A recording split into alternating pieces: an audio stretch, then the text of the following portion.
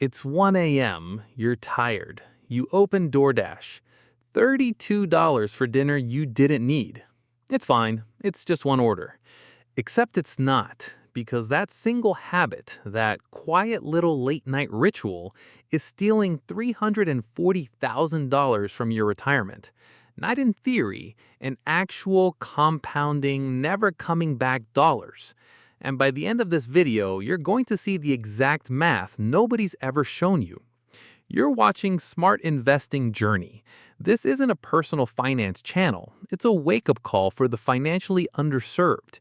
If you're a millennial or Gen Z who's tired of being lectured about coffee and avocado toast, while nobody explains the real math on the habits that actually matter, subscribe and stick around. Because I promise you, by the end of this video, you'll never look at that little red app the same way again.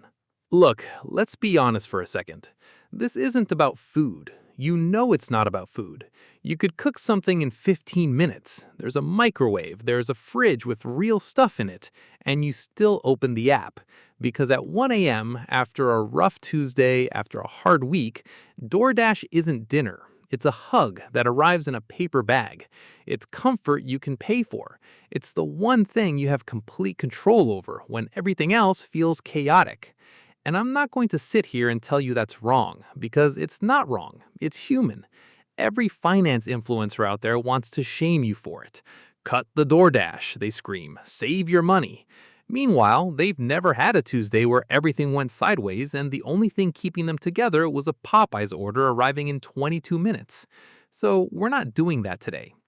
But here's what nobody's willing to actually show you. The math. The real math. Because once you see it, you get to make a real decision, not a guilty one. So let's run it. Buckle up. The average DoorDash order in the US runs about $32 once you factor in the food, the delivery fee, the service fee, and the tip. That's not the McDonald's on the menu price. That's what actually leaves your account. For the average emotional spender millennial or Gen Z, this happens 2 to 3 times a week. Let's call it 2.5. $16 a day averaged, roughly $300 a month. That's your baseline. Now here's where it gets uncomfortable. Take that $300 a month, invest it in a boring S&P 500 index fund. Historical average return over the last century is right around 10%. Let that compound for 40 years, which is your working career if you're starting in your mid-20s. That habit, that quiet little $300 a month emotional spend, becomes over $340,000. $340,000. That's not a rounding error. That's a house. That's half a retirement. That's early freedom. And it wasn't taken from you by a big bank, a stock crash, a bad economy, or a scam. It was withdrawn $32 at a time, on nights when you were too tired to be your own advocate. Quick question for you. How often are you actually opening that app? Once a week? 3 times? More? Drop it in the comments. No judgment. I read every single one, and the honest answers become the best future videos. But here's where it gets real, because this isn't actually about DoorDash. DoorDash is just the visible receipt. The real issue is emotional spending itself. Any small dopamine-driven purchase that shows up when you're tired, sad, bored, or overwhelmed.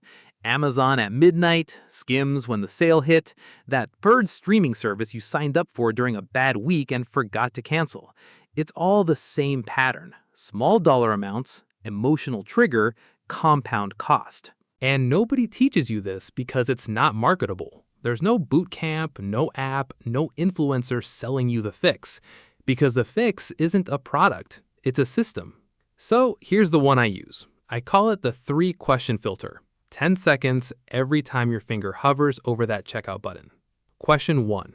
What am I actually feeling right now? Not what am I hungry for, what emotion is behind this order?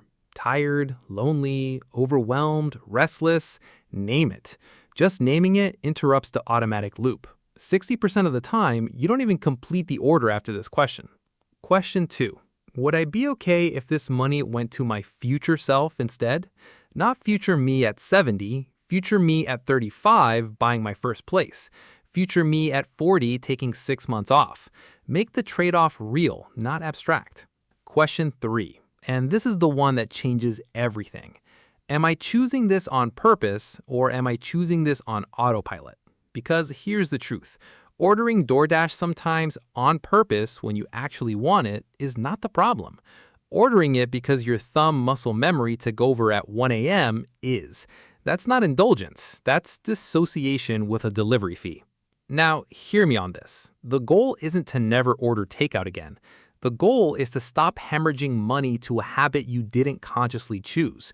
If you order DoorDash once a week intentionally because you actually want it, on a Friday night with someone you love, that's not the problem. That's living. That's freedom. That's what money's for. The problem is the invisible orders, the 1 a.m. ones, the ones you don't remember placing, the ones you defend to yourself with, it's just $32, because your bank account can't tell the difference between an intentional purchase and an autopilot one, but your future can. Let me run it back. The math. $32 a pop, $300 a month, $340,000 over 40 years. The reframe, it's not about food, it's about emotional spending on autopilot. The system. Ask yourself what you're feeling, ask yourself what you're trading, ask yourself if you're choosing this on purpose. Here's the truth most people never hear. You are not weak because you use DoorDash to cope. You are running a completely normal human pattern in an economy specifically designed to exploit it. The apps are engineered to catch you at your lowest energy moments. The 2 a.m. push notifications, the saved payment method, the 3-tap checkout. It's not a fair fight, and you were never taught how to see it.